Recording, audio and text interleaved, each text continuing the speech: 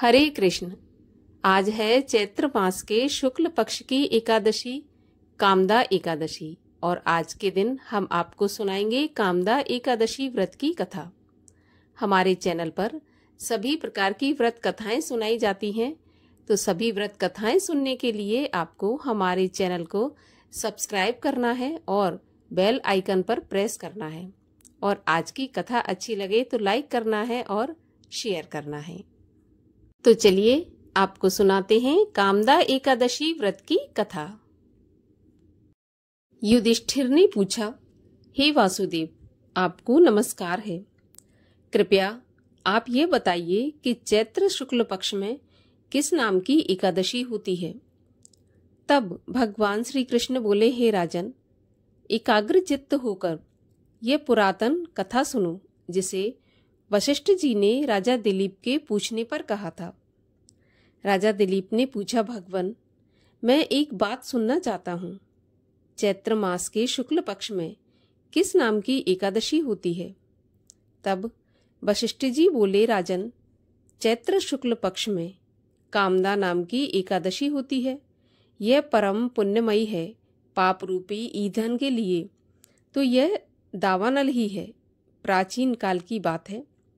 नागपुर नाम का एक सुंदर नगर था, जहाँ सोने के महल बने हुए थे। उस नगर में पुंडरीक आदि महाभयंकर नाग निवास करते थे। पुंडरीक नाम का नाग उन दिनों वहाँ राज्य करता था। गंधर्व, किन्नर और अप्सराएं भी उस नगरी का सेवन करती थीं। वहाँ एक श्रेष्ठ अप्सरा थी जिसका नाम ललिता था। उसके साथ ललित नाम वाला गंधर्व भी था। वे दोनों पति पत्नी के रूप में रहते थे। दोनों ही परस्पर काम से पीड़ित रहा करते थे। ललिता के हृदय में सदा पति की ही मूर्ति बसी रहती थी और ललित के हृदय में सुंदरी ललिता का नित्य निवास रहता था। एक दिन की बात है। नागराज पुंडरीक राज्यसभा में बैठकर मनोरंजन कर रहा था। उस समय ललित का गान हो रहा था, किंतु उसके साथ उसकी प्यारी ललिता नहीं थी। गाते गाते उसे ललिता का स्मरण हो आया। अतः उसने पैरों की गति रोक दी और जीभ उसकी लड़खड़ाने लगी। नागों में श्रेष्ठ कारकोटक को ललित के मन का संताप ज्ञात हो गया। अतः उसने राजा पुंडरीक को उसके पैरों की गति रुकने और गायन में त्रुटि होने की बात बता दी। कारकोटक की बात सुनकर नागराज पुंडरीक की आंखें क्रोध से लाल हो गईं। उसने गाते हुए कामातुर ललित को श्राप दे दिया, दुर्बुद्धे, तू मेरे सामने गान करते समय भी पत्नी के वशीभूत हो गया, इसलिए राक्षस हो जा। महाराज पुंडरीक के इतना कहते ही वह गंधर्व राक्षस हो गया। भयंकर मुख, विकराल आंखें और देखने मात्र से भय उपजाने वाला रूप ऐसा राक्षस होकर वह कर्म का फल भोगने लगा।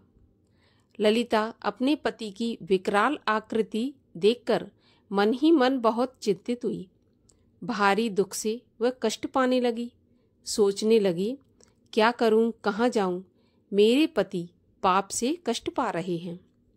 वह रोती हुई घने जंगलों में पति के पीछे पीछे घूमने लगी। वन में उसे एक सुंदर आश्रम दिखाई दिया, जहाँ एक मुनि शांत बैठे हुए थे। किसी भी प्राणी के साथ उनका बैर या विरोध नहीं था। ललिता शीघ्रता के साथ वहां गई और मुनि को प्रणाम करके उनके सामने खड़ी हो गई। मुनि बड़े दयालु थे। उस दुखनी को देखकर वे इस प्रकार बोले कि हे शुभे, तुम कौन हो, कहाँ से आई हो, मेरे सामने सच सच बताओ। तब ललिता ने कहा, हे मुनिवर, वीरधम्बा नाम वाले एक गंधर्व हैं। मैं उन्हीं महात्मा की पुत्री हूँ। मेरा नाम ललिता है।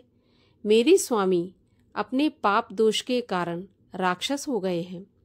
उनकी यह अवस्था देखकर मुझे चैन नहीं है। हे ब्राह्मण, इस समय मेरा जो कर्तव्य हो वह बताइए। हे विप्रवर, जिस पुण्य के द्वारा मेरे पति राक्षस भाव से छुटकारा पा जाएं उसका उपदेश कीजिए। तब ऋषि बोले, हे भद्रे, इस समय चैत्र मास के शुक्ल पक्ष की कामदा नामक एकादशी तिथि है, जो सब पापों को हरने वाली और उत्तम है। तुम उसी का विधि पूर्वक व्रत करो और इस व्रत का जो पुण्य है उसे अपने स्वामी को दे दो। पुण्य देने पर क्षण भर में ही उसके श्राप का नाश हो जाएगा। हे राजन, मुनि का यह वचन सुनकर ललिता को बड़ी खुशी हुई। उसने एकादशी को उपवास करके द्वादशी के दिन उन ब्रह्म ऋषि के समीप ही भगवान वासुदेव के श्री विग्रह के समक्ष अपने पति के उद्धार के लिए यह वचन कहा कि मैंने जो यह कामदा एकादशी का उपवास व्रत किया है, उसके पुण्य के प्रभाव से मेरे पति का राक्षस भाव दूर हो जाए। वशिष्ठ जी कहते हैं, ललिता के इतना कहते ही उसी क्षण ललित का पाप दूर हो गया।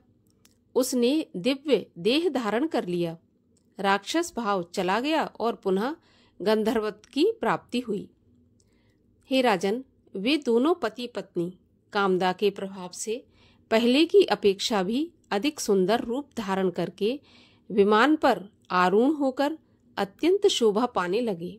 यह जानकर इस एकादशी के व्रत का प्रयत्नपूर्वक पालन करना चाहिए। मैंने लोगों के हित के लिए तुम्हारे सामने इस व्रत का वर्णन किया है। कामदा एकादशी ब्रह्म हत्या आदि पापों तथा पिशाचत्व आदि दोषों का नाश करने वाली है।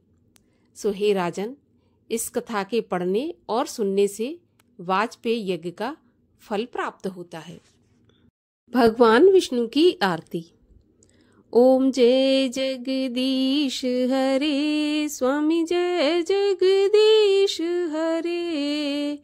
भक्त जनों के संकट, दास जनों के संकट क्षण में दूर करे। ओम जय जगदीश हरे। जो ध्यावे फल पावे, दुख बिन से मन का सुख संपत्ति घर आवे। कष्ट मिटे तन का। ओम जय जगदीश हरे। मात पिता तुम मेरे, शरण गहूँ किसकी। तुम बिन और न दूजा, आस करूं जिसकी। ओम जय जगदीश हरे। तुम पूरन परमात्मा, तुम अंतर्यामी। पार ब्रह्म परमेश्वर, तुम सबके स्वामी। ओम जय जगदीश हरे। तुम करुणा के सागर, तुम पालन करता। मैं मूरख खल कामी, मैं सेवक तुम स्वामी। कृपा करो भरता। ओम जय जगदीश हरे। तुम हो एक अगोचर, सबके प्राणपति। किस विधि मिलूं दयामय, तुमको मैं कुमति। ओम जय जगदीश हरे। दीन बंधु दुख हरता, तुम रक्षक मेरे। स्वामी तुम ठाकुर मेरे। अपने हाथ उठाओ, द्वार पड़ा तेरे। ओम जय जगदीश हरे। विषय विकार मिटाओ, पाप हरो देवा। श्रद्धा भक्ति बढ़ाओ, संतन की सेवा।